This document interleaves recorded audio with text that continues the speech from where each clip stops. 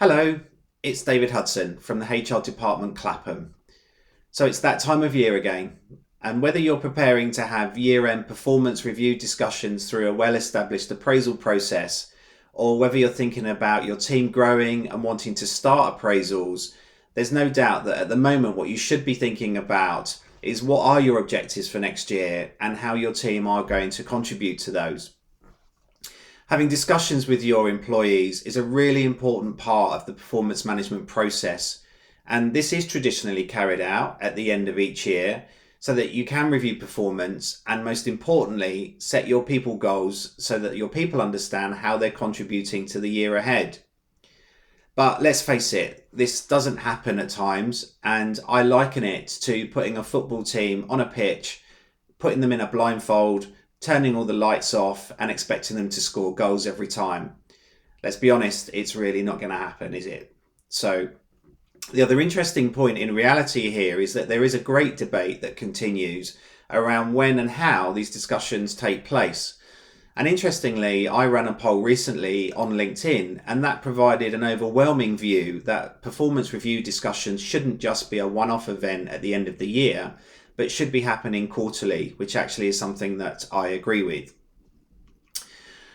Either way, I've seen these discussions happen in various ways. Where they've been done well, I've seen the appraisal discussions motivate employees, come out the back with clear targets and help drive the business and the people in the right direction for the next 6 to 12 months.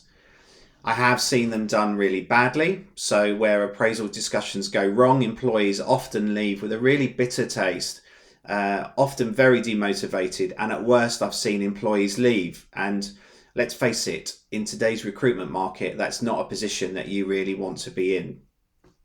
So I think there are 5 key boxes that need to be ticked to make sure that the year-end appraisal discussions are a success.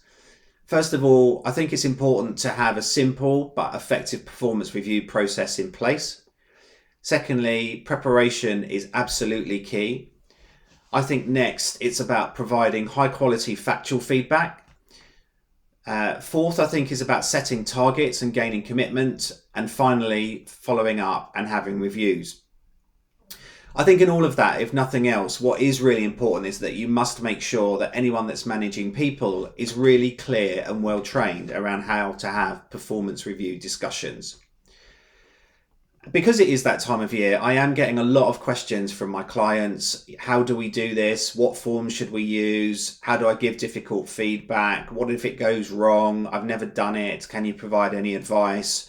And so because of that, I'm hosting a webinar on Thursday, the 28th of October, to help people understand how to complete a successful performance review process and to make sure that at the back of it, their team are lined up and motivated for success. You will have the opportunity to hear me talk more about the 5 key areas of success. I will provide really practical examples of where I've seen appraisals go well and go wrong. And out of the back of that, to help people on their way, I'm going to be providing a managing year-end performance review guide. And all of these things are really designed to help make sure that you go into the process confident, that employees have good quality conversations with you, and that you're set up for success in the next 12 months. So finally, to say at the HR department, our passion is about working with you to help prevent people problems and to support business owners by getting the most out of their people, and performance management is a really important part of that. So I'm really looking forward to seeing you at our webinar next week. Do come along with your questions, and I look forward to seeing you then. Thank you.